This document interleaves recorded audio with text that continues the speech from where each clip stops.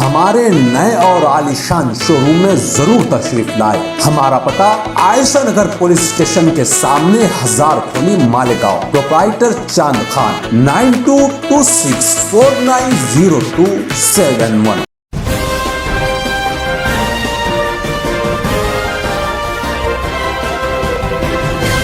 मानव समाचार, मानवता के हक में। मानव समाचार में आपका स्वागत है। मैं हूं अब्दुल रहमान। आइए देखते हैं आज की खास खबर।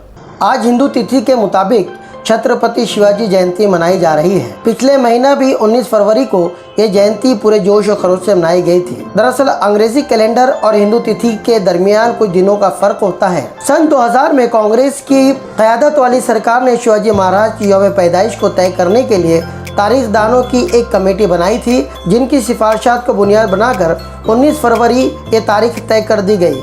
मगर वहीं महाराष्ट्र के एक वर्ग ने अंग्रेजी तारीख को मानने से इनकार कर दिया और वो आज भी हिंदू तिथि के मुताबिक जयंती मना रहा है। खैर, सरकार और लोगों के अपने अपने तर्क हैं। बहरकैफ आज भी शिवाजी महाराज से अकीदत रखने वाले लोगों ने मालेगांव शहर में पूरे जोश और खरोश से जयंती मनाई, जिसकी कुछ झलकियाँ हम आपको दिखा रहे हैं।